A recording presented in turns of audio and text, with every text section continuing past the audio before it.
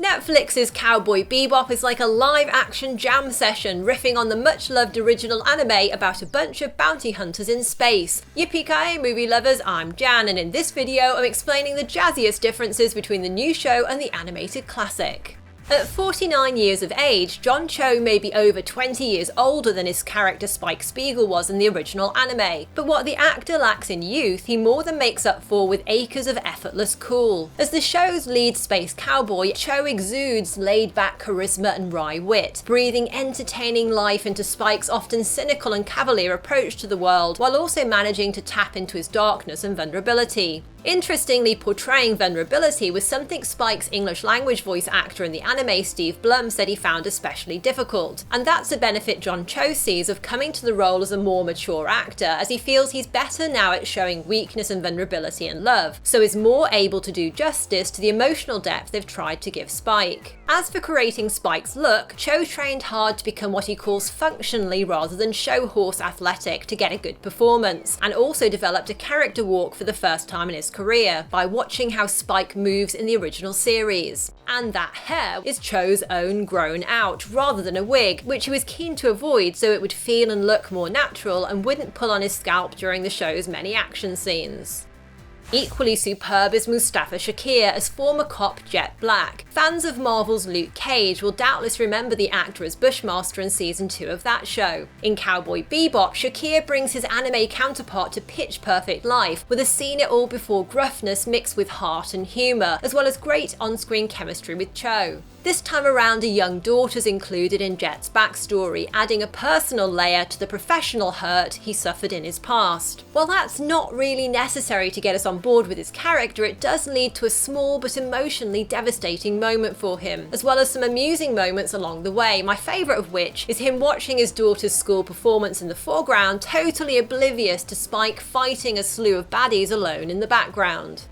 The third member of the Bebop's crew, Faye Valentine, arrives on the scene a bit earlier than in the anime, and given Daniella Pineda's fantastic turn as Faye, it's absolutely for the best. Pineda's take on the bold, brash amnesiac brings a sense of wicked fun to the show whenever she's on screen, whether she's bantering with Spike and Jet, or getting herself or others into and out of crazy jams, like in the ridiculously good 7th episode. With the odd exception, Faye doesn't keep abandoning the team as their animated counterpart often did, which improves the chemistry she has with her fellow bounty hunters. In fact, all three lead actors work brilliantly together, producing a truly entertaining dynamic. Plus, Pineda imbues Faye's search for her missing past with a quiet melancholy, and it'll be interesting to see how her hunt for answers pans out in season 2. As for her appearance, obviously she was going to look different in the real world, and her updated outfit reflects that while nodding to the original.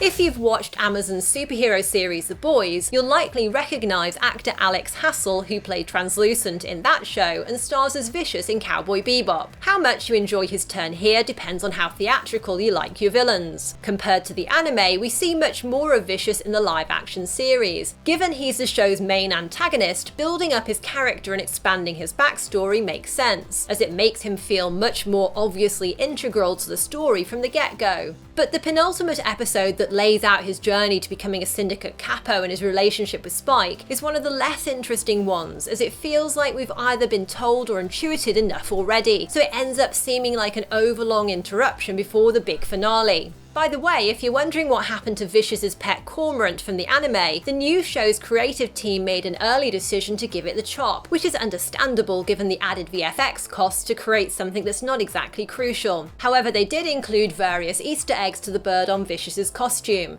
Julia, who is Vicious's wife and Spike's former flame, also gets a lot more screen time than she did in the original series, where she was more enigmatic. But she still mainly exists just to be part of a love triangle, and actress Elena Satine does what she can with a character who's mostly there to appear fragile and sultry. Fortunately, there's a hint of more interesting times ahead given where the show leaves her character, and I'm intrigued to see where the creators take things in season 2. By the way, Satine gets to showcase her singing, and according to John Cho, also plays the piano herself in the series, performing a new song that's important for Julia.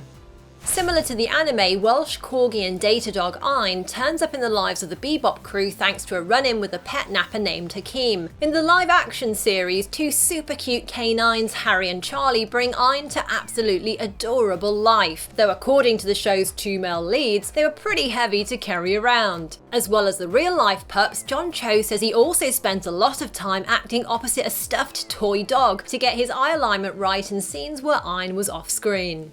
In terms of how the show's adapted overall, it gets off to a delightfully playful, wacky start with Spike and Jet at a casino on the hunt for their latest criminal cash cow. The scene is a joy to watch, from Spike's elevator entrance and fancy fighting footwork, including a casino chip dropkick, to Jet's arrival crash landing through the ceiling, to the duo's bickering best mates back and forth. Rather than simply remaking the original episodes or creating an entirely different narrative with the same core characters, the live-action series aims to retain the anime's spirit and takes a pick-and-mix approach to its plots and characters. In other words, they get everybody and the stuff together, but in a variety of ways. For instance, the first episode takes a similar tack to the anime pilot, introducing Asimov and Katerina and their attempted red-eye drug deal, but in a change, it also introduces Faye. How the creative team rejigs or remixes elements often works, but at times they don't quite pull it off. For example, I was glad I already knew the anime when I watched the eco-terrorism episode with Maria Murdoch, because the live-action take on that felt a bit too rushed to fully take in properly.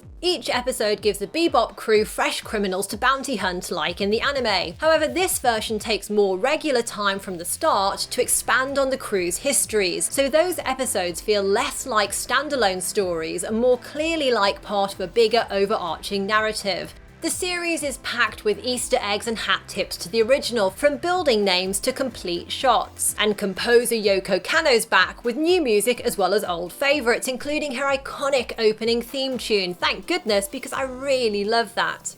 Spoilers now for the season 1 ending. The appearance of hacking whiz kid Radical Edward was teased a few times this season. I got a lead from Radical Ed. But Ed only appears right at the very end. Even though it's just a brief glimpse, we can see this version has the signature look and the hyper childlike energy and smiley eccentricity you'd expect. However, fan reactions have been mixed, with some suggesting that Ed's anime oddness doesn't translate well to live action. We'll have to wait till season 2 to see exactly how the character plays out, but I wonder whether Radical Ed will hack into the Bebop to force Jet to come and join her, Spike and Ein, similar to how she hijacked the ship in the anime. Although anime Ed's entertaining on screen, in a world of ever-increasing data hacks and breaches, getting yourself a trustworthy virtual private network is a crucial part of keeping your online life private and secure, which is why at Flicks in the City we recommend NordVPN, who sponsored this video. Whether you're using public Wi-Fi or at home, you're at risk from hackers who can break into your connection and access any personal data being transmitted. A VPN protects your privacy by encrypting your internet connection and preventing your internet service provider, the government or snoopers, from knowing what websites you're visiting and from reading your private messages. And it's also a powerful tool that can help you bypass geolocation blocks so that you can access content not available to view or censored in your country. Something we especially like about Nord is the super fast download speeds on its 5,000 plus servers, and how it uses next-gen VPN technologies like WireGuard. And with our exclusive Cyber Month offer, you can get a huge 73% off a 2-year plan plus 1 month free. Just visit nordvpn.com/flicks or tap the link in the video description to access the offer, or use coupon code FLICKS when you check out. Now, what did you think of the new Cowboy Bebop, and who's your favourite character in either version? Let me know in the comments below, and if you enjoyed this, then a thumbs up and a share are hugely appreciated. Next, tap here to learn about the biggest changes between June 2021 and 1984, or tap right for something else you're sure to like. Thanks for watching and see you next time, yippee-ki-yay movie lovers!